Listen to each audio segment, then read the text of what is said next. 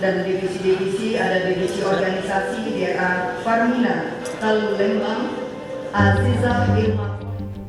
Rismawati Kadir Nyampak dikukuhkan sebagai Ketua Kaukus Perempuan Parlemen Indonesia KPPI di Gedung DPRD Sulawesi Selatan, Jumat 13 Maret 2020.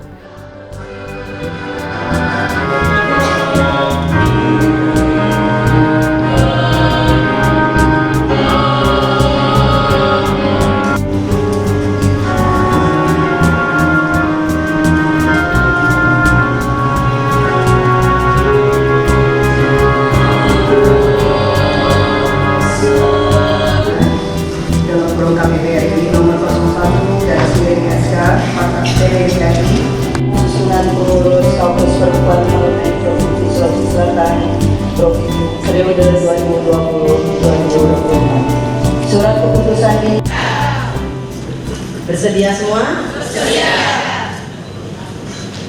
Ikuti kalimat ikrar yang saya ucapkan. Dengan menyebut nama Tuhan Yang Maha Esa, dia akan mampu melaksanakan tugas dan kewajiban sesuai dengan keterpanggilan, pengabdian, dan penuh tanggung jawab.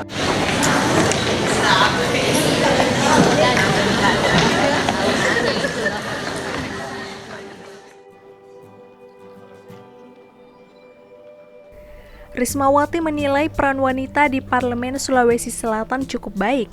Ia berharap wanita Indonesia tak hanya fokus pada kecantikan, tapi juga berupaya meningkatkan kualitas diri.